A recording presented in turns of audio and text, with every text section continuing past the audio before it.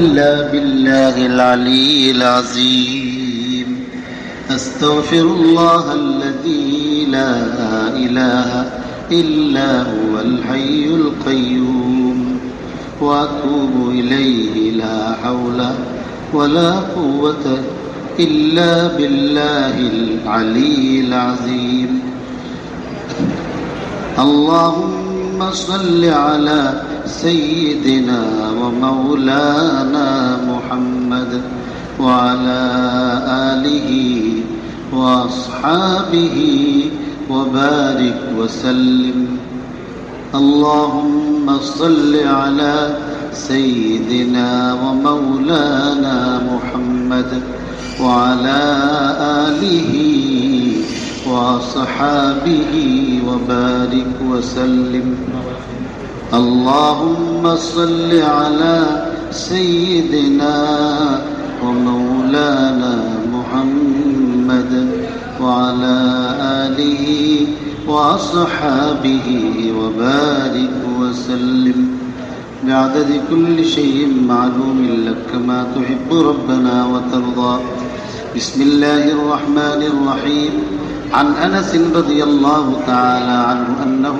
قال قال رسول الله صلى الله عليه وسلم إذا كان ليلة القدر نزل جبرائيل في كبكبة من الملائكة يصلون على كل عبد قائم أو قاعد يذكر الله عز وجل فإذا كان يوم عيدهم يعني يوم فطرهم باها بهم ملائكته فقال يا ملائكتي ما جزاء أجير وفى عمله قالوا ربنا جزاؤه أن يوفى أجره قال ملائكتي عبيدي وإمائي قضوا فريضتي عليهم ثم خرجوا يوجون إلى الدعاء وعزتي وجلالي وكرمي وعلوي وارتفاع مكاني لأجيبنهم فيقول ارجعوا فقد غفرت لكم وبدلت سيئاتكم حسنات قال فيرجعون مغفورا لهم হুজুর সাল্লাল্লাহু আলাইহি ওয়াসাল্লামের একনিষ্ঠ খাদেম ছিলেন হযরতে আনাস ইবনে মালিক রাদিয়াল্লাহু তাআলা আনহু 10 বছর লাগাতার আল্লাহর রাসূল সাল্লাল্লাহু আলাইহি ওয়াসাল্লামের তিনি খিদমত করছেন আল্লাহর রাসূলের আখলাক সম্পর্কে চরিত্র সম্পর্কে তাকে জিজ্ঞাসা করা হয়েছিল তিনি বলেন যে আমি খাদামতু রাসূলুল্লাহ সাল্লাল্লাহু আলাইহি ওয়াসাল্লাম 10 সিনিন 10 বছর খিদমত করছি আল্লাহর রাসূলের কোনো একদিন কইছেন না লিমা মা ফাআলতা ওয়া লিমা লাম তাফআল যে তুমি এই কাজটা কেন করলা না অথবা কোনো কাজ করার পরে কেন বললেন না কেন তুমি করলে মানে পুরা 10 বছরের মধ্যে আল্লাহর রাসূল সাল্লাল্লাহু আলাইহি সাল্লাম হযরতে আনাস ইবনে মালিক রাদিয়াল্লাহু তাআলা আনহুর খিদমতের উপরে কোনো কমপ্লেইন করেন না এখানে দুইটাই বৈশিষ্ট্য একটা হইল আল্লাহর রাসূল সাল্লাল্লাহু আলাইহি সাল্লাম আল্লাহর সৃষ্টির মধ্যে এর চেয়ে বড় মর্যাদাশীল সম্মানিত উঁচু মাকামের আল্লাহ কাউকে সৃষ্টি করছেন এত উঁচু মাকামের ব্যক্তির সামনে সাধারণ কোনো কম মর্যাদা সম্পন্ন ব্যক্তি গেলেই সোজা জায়গার মধ্যেই ফেস লাগাই দেওয়ার কথা নামাজ পড়ানো অনেক সোজা না আলহামদুলিল্লাহ সূরা পড়ানো একজনকে দুইরা সামনে খাড়া করে দিন না আলহামদুলিল্লাহ সূরা হইতো সামনে খাড়া করে দিলে তখন দেখবেন যে এক লোক দাঁড়াইছে আল্লাহু আকবার কি আর খুব সহজ ইজি আলহামদুলিল্লাহ রাব্বিল আলামিন আর রহমানির রহিম দুই আয়াত বাদ দিয়া করছে আল্লাহু আকবার মালিকি ইয়াউমিদ্দিন ইয়াকা নাবুদু শুরু করছে 88 বন্যার সময় সব আমাদের এখানে তো নৌকা চলছে এরশাদ তখন প্রেসিডেন্ট। আমরা এই যে এখানে মাদ্রাসার এদিকে যে ডালোটা যে, তখন তো এদিকে তো আপনার মার্কেট টার্কেট কিছুই ছিল না, এগুলি নৌকা লাগছে এখানে। তো পুলটা তো আপনার ভাষা ছিল, এই জায়গাটা তার ডুবে নাই। মাহমুদিয়া লাইব্রেরি আপনাদের জায়গাগুলি ডুবছে না, আপনারা সবসময় পাহাড়ের মধ্যেই থাকেন আর কি। এই জায়গাটা ডুবছে না, কিন্তু বাকি সব আমরা তো মনে করি আবু ডুবু গেছে, বাসার মধ্যে পানি উঠছে, এদিকে মসজিদের মধ্যে না। 88 বন্যার সময় মসজিদে উঠে নাই। 88 বন্যার সময় আমাদের এই যে ইয়ার সময় বারিন্দার সমান সমান হয়েছে 2004-এর যে বন্যা, ওইটার সময় মসজিদে ঢুকছে, দোতলাতে নামাজ হয়েছে। তো এরশাদ আসছে, আমরা ফুলবের হুজুর এদিকে পানি ভাঙ্গিয়ে এখানে আসতো। তো এরশাদে আমাদের যে হুমায়ুন মন্ত্রী ওনাদেরকে নিয়ে এই যে পানের জায়গাগুলি, এই জায়গাটা তো ডুবা, এই জায়গা ভাইসা আসতেছে। এক রিক্সাওয়ালা এই ঢালোটার মধ্যে পানির মধ্যে রিক্সাটা নিয়ে ক্লান্তি অনুভব করছে, তো রিক্সার মধ্যে বৈশা এই সিটের মধ্যেই বৈশা এরপর আপনার সিগারেট খাইতেছে, সমানে টানতেছে। তার স্বাভাবিকভাবে মানুষ আসতেছে, সেও মনে করছে যে সাধারণ মানুষের মিছিলে। তো এর সাথে ঠিক এইভাবে আস্তে আস্তে আস্তে আস্তে এই জায়গাটাতে আইসা কাছে আইসা পড়ছে। আমাদের হুমায়ুন মন্ত্রীও আছে, হ্যাঁ কিন্তু খবর নাই তো আসমানের দিকে দোয়া চাপতেছে, একদম কাছে এসে পড়ে। তো এর সাথে বুঝছে যে এই পাগলে যদি আমার দেখতো, তাহলে যাতে হইলো রিক্সাওয়ালা বইছে প্যাসেঞ্জারের সিটও, আবার ঠ্যাঙ্গের উপর ঠ্যাং তুলছে, আবার ফাতার বেরিয়ে লইছে, আবার 2 আঙ্গুলের মাঝখান দিয়ে এমনি ধরছে, আবার দোয়া চাপতেছে আসমানের দিকে। তো এইগুলি দেখে তো আপনার তার তো বুঝছে, তো কাছে আইসা এর সাথে তার এই রানের মধ্যে এভাবে থাপড়া দিছে, কি ভালো আছো, কেমন আছো, রিক্সাটা কি তোমার? তো চাইছে, তো চাইয়া দেখে যে আল্লাহ, টেলিভিশনের মধ্যে পত্রিকার মধ্যে প্রধান সামরিক আইন প্রশাসক এবং বাংলাদেশের প্রেসিডেন্ট এরশাদ দিয়ে আমার সামনে, সাথে দিয়ে হুমায়ুন মন্ত্রীও। এরপরে আর মুতাহিদ জ্ঞান কি করছে, খালি ভালো জিজ্ঞাসা করছে কেমন আছে, রিক্সাটা তোমার নেই, লাড়ি বেঁধেও তো করছে না। হ্যাঁ, লাফ দিয়া ওইখান থেকে রিক্সার থেকে ফানিত পড়ছে। প্রথমে ফানিত ফুইরা তার হিতাহিত জ্ঞান হারাই গেছে। হ্যাঁ কইতেছে কি, পাকিস্তান জিন্দাবাদ, পাকিস্তান জিন্দাবাদ, সার জিন্দাবাদ। দেশ হইল বাংলাদেশ, আর হ্যাঁ গুণ গাইতেছে পাকিস্তান, কইতারে না। এইভাবে হাদিসের মধ্যে এমন বহু ইয়ে আছে যে এক লোকের উঠ হারাই গেছে, মরুভূমি 200-400 মাইলের ভিতরে, কোনো বাড়ি ঘর নাই, পানিও নাই, একটা বাবলা গাছ পাইছে, গাছের নিচে তার উটটারে রাইখা খাবার টাবার পানি টানি সব আছে, মনে করল একটু জিরাই লই, জিরাই থেকে গেছে ঘুমায়। আর এই সুযোগে উঠ পলাইছে, ঘুমের থেকে উঠটা দেখে যে হাইরে উঠ তো আর নাই, খেতা বালিশও নাই, খাবারও নাই, পানিও নাই, মানুষও নাই, মরলে তো লাশটাও কেউ পাইত না। বহুত খোঁজাখুঁজি করছে, নাই। এরপরে আপনার ক্লান্ত হইয়া একটা পাথর এসে মাথার দিছে, পাথরের মাথায় দিয়া মৃত্যুর জন্য এখন প্রস্তুতি নিছে, যে এখন তো আমার মরণ ছাড়া আর কোনো পথ নাই। এই অবস্থায় তার চক্ষু লাগছে, চক্ষু লাগার কিছুক্ষণ পরে আবার চোখ খুললে চায় দেখে যে তার পাশেই তার ওই হারিয়ে যাওয়া উটটা সব সামান টামান সহ হাজির। তো খুশিতে সে বলতেছে, আল্লাহুম্মা আনতা আবদি ওয়া আনা রব্বুক, নাউযুবিল্লাহি মিন যালিক। খুশিতে কইতেছে, আল্লাহ তুমি আমার বান্দা, আমি তোমার মাবুদ। মানে কইলে হলে যে আল্লাহ তুমি আমার মাবুদ, আমি তোমার বান্দা, এমন নগণ্য বান্দার ফরিয়াদ দাও তুমি শুনছো। মানে আনন্দের আতিশয্যে মানুষে বাকরুদ্ধ হয়, ভাষা হারিয়ে ফেলে, বলতে যায় একটা বলে আরেকটা। আল্লাহর কোনো গুনাহগার বান্দা যদি আল্লাহ তাআলার কাছে তওবা করে, আল্লাহ এর চেয়েও আরো বেশি সন্তুষ্টি প্রকাশ করে তারা মাফ করে দেয়। হাদিসে বলতেছে তো এরশাদরে দেখে যদি বাংলাদেশ বললে পাকিস্তান কইতে পারে, তা আল্লাহর রসুলের সামনে হযরত আনাস রাদিয়াল্লাহু তাআলা খেদমত করছে, ওনার অবস্থা তো আরো বেশি খারাপ হওয়ার কথা। তো আল্লাহর রসুল সাল্লাল্লাহু আলাইহি সাল্লাম এমনভাবে উম্মতীদেরকে এত দরদি ছিলেন যে এমনভাবে আপনায় নিছে যে 10 বছর বয়সের বাচ্চা আনাস, তারও কোনো ভুল হয়েছে না, তারও যেন ভুল না হয়, আর ভুল হইলেও এগুলি কি করছে না, ধরছে না। একটা আল্লাহ রসুলের এখানে দরদ আছে।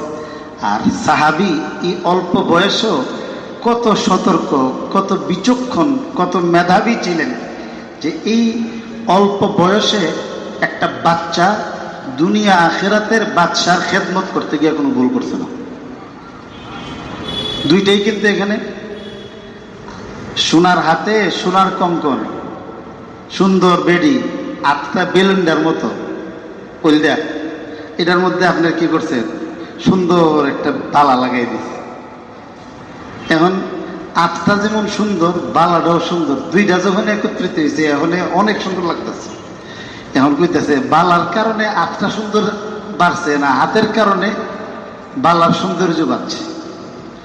সোনার হাতে সোনার কঙ্কন কে কার শোভা,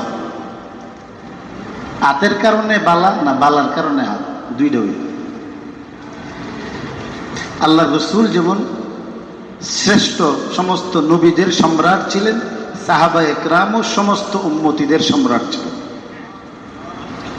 আল্লাহ যেমন নবীদের শ্রেষ্ঠত্ব দিয়েছেন, এই শ্রেষ্ঠ নবীর জন্য আল্লাহ এদেরকে সাহাবী হিসাবে পছন্দ করছেন, নির্বাচন করছেন। হযরত আনাস রাদিয়াল্লাহু তাআলা বলেন, আল্লাহ রাসূল সাল্লাল্লাহু আলাইহি ওয়াসাল্লাম ফরমান, লাইলাতুল কদর যেদিন হয় ওই দিন হযরত জিবরিলের নেতৃত্বে ফেরেশতাদের টিম, ফেরেশতাদের জমাত নেমে আসে। প্রথমেই ব্রাহ্মণবাড়িয়া না, প্রথমেই নামে কাবা শরীফের মধ্যে, একদম ঠিক কাবা শরীফের ছাদের মধ্যে নেমে সঙ্গে সবুজ রঙের একটা পতাকা নিয়ে আসেন। এই পতাকাটাকে কাবা শরীফের উপরে এটাকে দাঁড় করান। কেমনে দাঁড় করা, মাটির মধ্যে গাঁথা করে না কি করে, গাঁথা না করেও দাঁড় করান যাবে। এরপরে সারা পৃথিবীতে ফেরেশতাদের জমাআতকে হযরতে জিবরিল পাঠিয়ে দেন যে যাও, সারা পৃথিবীতে। তখন আল্লাহর এই রহমতের ফেরেশতারা যারা আল্লাহর বন্দেগী করতেছে, নামাজ পড়তেছে দাঁড়ায় দাঁড়ায়, সুস্থ মানুষ, আরেকজন আছে সুস্থ না, দাঁড়াইতে পারে না, সেজদা দিতে পারে না, রুকুও করতে পারে না, কিন্তু বাড়ির মধ্যে এই অসুস্থতা নিয়েও থাকতে পারে না, মন মানে না, আয়া বসছে। খুব বৈশাই নামাজ পড়ো, দাঁড়াই নামাজ পড়ো। ইউসাল্লুনা আলা কুল্লি আবদিন কাইমিন কাঈদিন, বৈশাই হোক আর দাঁড়াই হোক, যারা আল্লাহর জিকিরে, আল্লাহর স্মরণ করার মতো এবাদতে মগ্ন থাকবে। দুনিয়ার যত এবাদত আছে সব এবাদত আল্লাহর জিকির। এদের সাথে এই ফেরেশতারা মোলাকাত করেন এবং হযরত জিবরিল সকলের সঙ্গে মুসাফাহা করেন।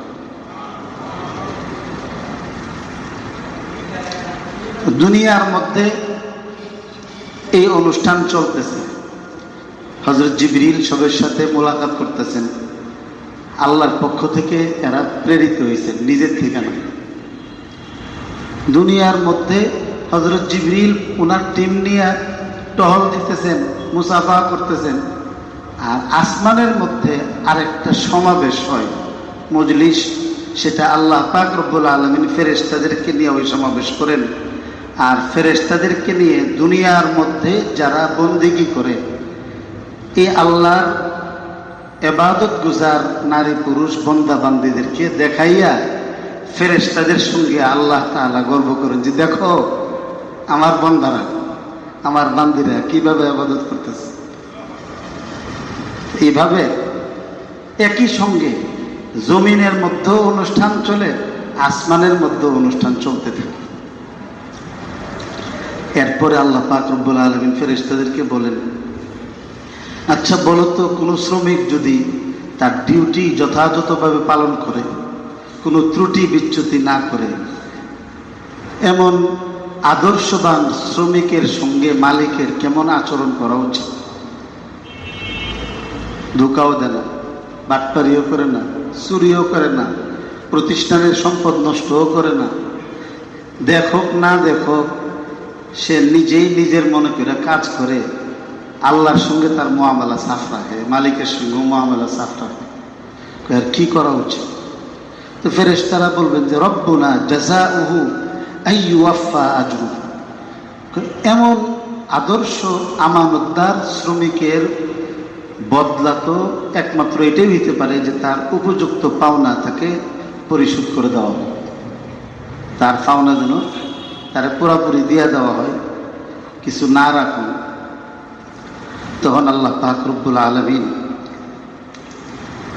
বলেন যে মালাইকাতি, হে আমার ফেরেশতারা, আমার বন্দারা, আমার বান্দিরা, এদের উপর আমি রোজা যে ফরজ করছি, আমার ফরজ করা রোজাও আদায় করছি, এরপরে এখন আমার কাছে এরা ভিক্ষা চাইতেছে, হেরা পাও নয়, হেরা আমার কাছে চাইতেছে। আমি আমার ইজ্জত, আমার বরত্ব, আমার মর্যাদা এবং আমার সমুন্নত অবস্থান, এই সব কিছুর কসম খেয়ে বলতেছি, আমার এই বন্দারা আমার কাছে যা চাইতেছে, যে ফরিয়াদ করতেছে, আমি তাদের এই ডাকের সাড়া দিব। এবং এই কথা বলে আল্লাহ তাআলা বলেন যে যাও, তোমরা যারা আমার কাছে ফরিয়াদ করছো, আমি তোমাদের সবাইকে মাফ করে দিলাম। এখানেই শেষ না, মাফ করে দিছে। মাফ করার কেন করছে? অপরাধ হইলেই তো মাফের প্রশ্ন আসে। মাফ করে দিয়েছি, ঠিক আছে, যাও, মাফ করে দিয়েছি। শুধু এতটুকু না, আল্লাহ তাআলা যখন আল্লাহর বান্দা বান্দীদেরকে মাফ করেন, তখন তাদের আমল নামার মধ্যে যে অপরাধগুলো থাকে, গুনাহ থাকে, এটা তো লেখা হইতেছে, ফটো ওইগুলি লেখা হয়ে যেতেছে। আল্লাহ মাফ করার মানে হলো যে আমল নামার মধ্যে যে পাপটা লেখা হয়েছিল, আল্লাহ বলেন যে বাদদালতু সাইয়্যাতিহিম হাসানাত, তোমার যে আমল নামার মধ্যে গুনাহ লেখা হয়েছিল, এই সবগুলি গুনাহকে আমি নেক দিয়ে বদলাই দিলাম। তখন এর অর্থ হলো কি, যে তার আমল নামার মধ্যে উনি যে কখনো গুনাহ করছিলেন, এই গুনাহের কোনো চিহ্ন থাকে না। এই যে আমল নামাটা, এটা তো আল্লাহ পাক রব্বুল আলামিনের কাছে আছে, এটা তো একটা আখিরাতের জিনিস। এটার দুনিয়ার মধ্যে এটার কিছু আলামত আছে। যারা জীবনে নামাজ পড়ছে না, রোজা রাখছে না, অন্যায় করছে, দাড়ি কামাইছে, হারাম লাইনে চলছে, এরপরে আবার আল্লাহ তাআলা এদেরকে দয়া করছে। আল্লাহ যখন দয়া করে, সর্বপ্রথম দয়াটা দিলের মধ্যে করেন। দিলের মধ্যে আল্লাহ ইমানের নূর দেন। আমাদের ইমান আছে, লাইট আছে, কারেন্ট নেই, তো কি বাতি জ্বলতো না। তো আমরা মানে লাইটটা বাতি আছে, বিদ্যুৎ নাই আর কি। এখন খালি লাইনটা লাগাই দিলে বাতি জ্বলে।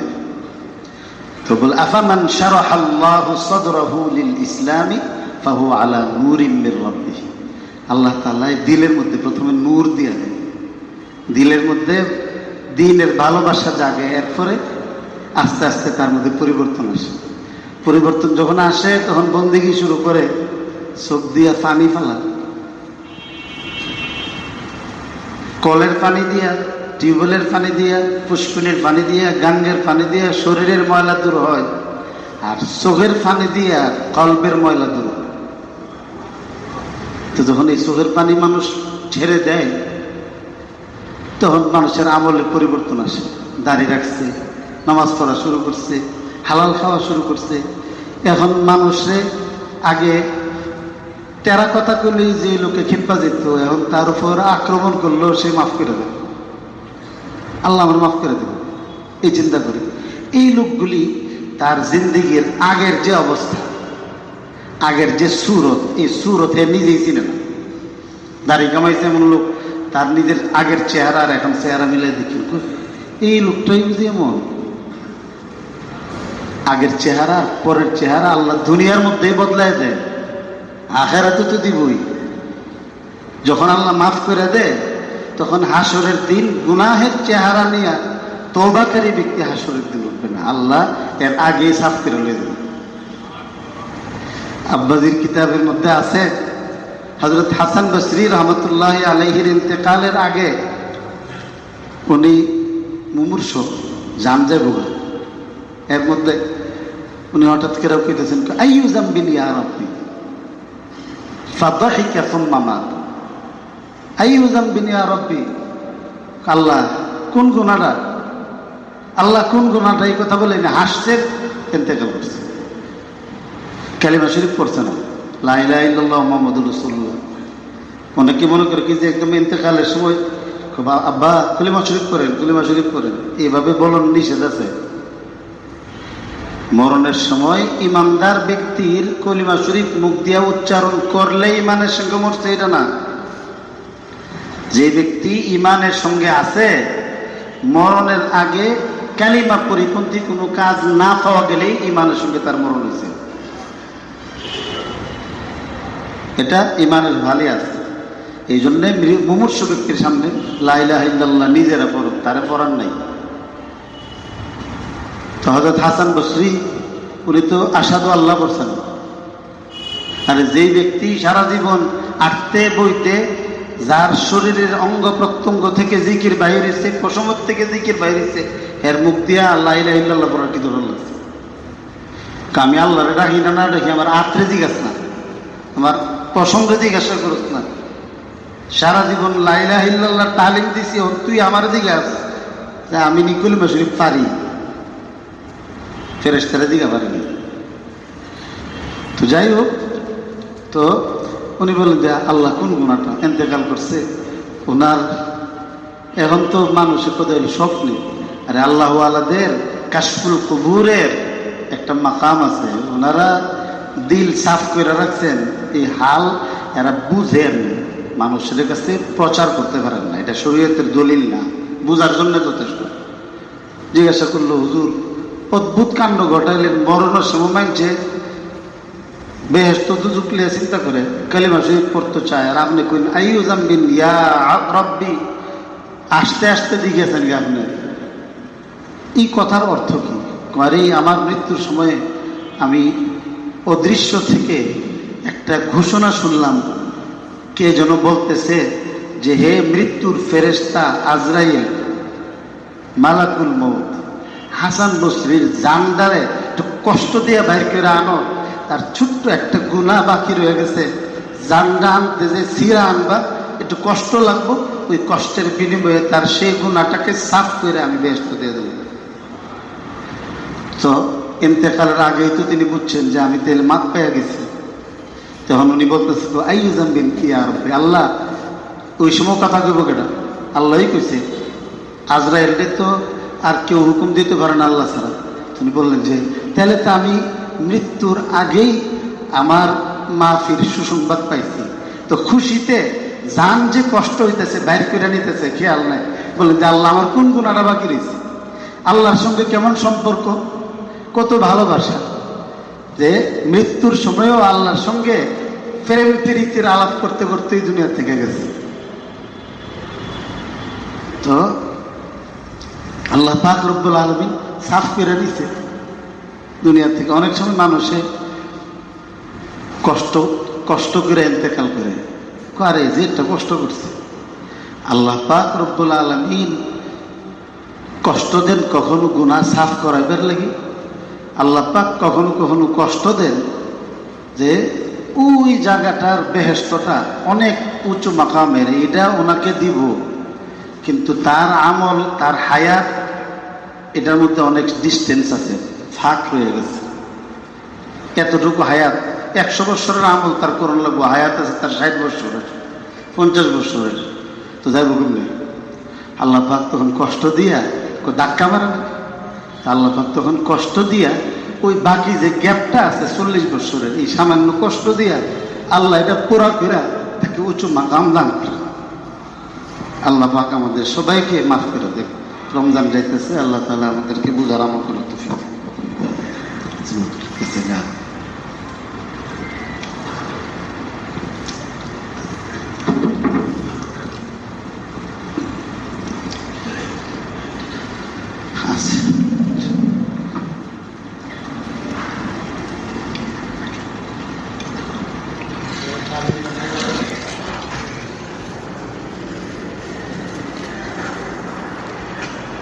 এই মজার টানেই তো সব থেকে